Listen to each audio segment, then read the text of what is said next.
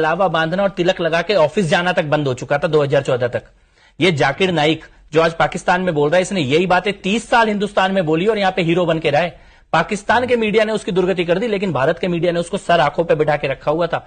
मोदी जी के पीएम बनने के बाद इंडिया छोड़ के भागा है, वरना प्रधानमंत्रियों के साथ चाय नाश्ते पे बैठता था वो जाकिर नाइक। उसकी जो भाषा है, जो पाकिस्तान का स्वीकार नहीं कर रहा, वो भारत का खून निकल जाए सुन। लेकिन वो तो भारत में ये रोज बोलता था। उसका चैनल चलता था लाइव, रोज 24 घंटे का पीस टीवी चलता था जाकिर नाइक का, जिसमें यही जहर वो रोज उगलता था कांग्रेस की सरकार में। वो देश छोड़ के भागा जब मोदी प्रधानमंत्री की कुर्सी पर आकर बैठे हैं। ये बदलाव है, ये छोटे मोटे बदलाव नहीं है। पीएफआई का पूरा तंत्र जो आज इस देश के अंदर नष्ट हो गया है, ये पीएफआई गली गली में बैठा हुआ था।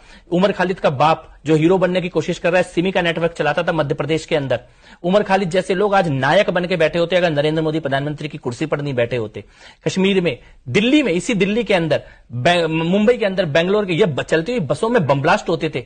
वहां से लेके आज हम यहां पे आए हैं कि हम आज ये बात कर रहे हैं, इन चीजों के बारे में संवाद कर रहे हैं। और जब बम ब्लास्ट हुए मुंबई में, तो मुंबई में शरद पवार झूठा कि इलाके में बम ब्लास्ट हुआ, इसकी झूठी प्रेस कॉन्फ्रेंस किया मीडिया के सामने आके कि हिंदू की सो कॉल्ड यूनिटी बनी रहे और अपनी जनता को और हिम्मत देखिए। उसके बाद कुछ समय बाद एक्सेप्ट किया, खुद एक्सेप्ट किया कैमरे पर कि मैंने झूठ बोला। ये राजनीति थी। वहां से आज हम यहां पे आए हैं जहां इस देश का प्रधानमंत्री कैमरे पे ये बात बोल रहे हैं कि बटेंगे तो सामने वाला महफिल सजाएगा।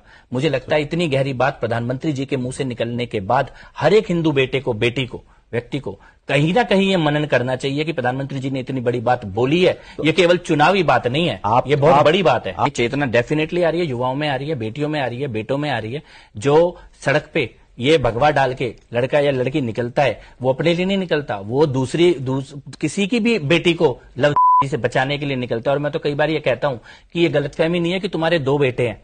जो भगवा डाल के लड़का है ना, वो भी तुम्हारा ही बेटा है। शायद सगा बेटा बाद में तुम्हारे दरवाजे पे बचाने आएगा। ये भगवा डाल के जो लड़के घूम रहे हैं, ये उससे पहले तुम्हारे दरवाजे पे तुम्हें बचाने के लिए आएंगे। इनको भी अपनी संतानों की तरह बढ़ने का मौका दो, इनका भी उत्साह बढ़ाओ और सम्मान करो। ये जो सड़कों पे 5-5 मिनट में पत्थर लेके निकल जाते हैं, इनके सामने कौन खड़ा होगा? क्या आपको लगता है कि सबके ऊपर पुलिस चला देगी या लाठी चला देगी? और सरकार में कोई और मुख्यमंत्री बैठा तो पुलिस को भी नहीं चलाने देगा? क्या आपको अपने बच्चों को इसके लिए तैयार नहीं करना होगा? क्या इसके बारे में बात करना क्रिमिनलिज्म है? इसके बारे में बात करना है कि कल कोई तुम्हारा घर जलाने आए तो उसके लिए चार बच्चे तुम्हारे तैयार होने चाहिए गली मोहल्ले के, जो उसको कम से कम रोकने के लिए तैयार हो। लड़कियां कम से कम इतनी जागृत होनी चाहिए कि उन्हें पता होना चाहिए कि झूठा कलावा और झूठा तिलक लगा के अगर कोई तुम्हारे को ले जाएगा और कल मार देगा, उससे पहले उन्हें जागृति होनी चाहिए कि लव क्या है और लव क्या है, दोनों के बीच में अंतर पता होना चाहिए।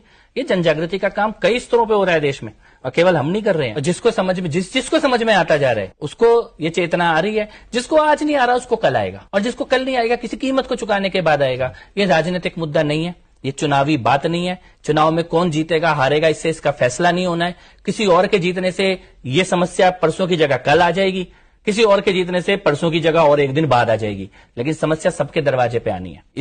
इससे बच के निकलने का कोई रास्ता नहीं है, केवल एकमात्र रास्ता है इसका सामना करने का।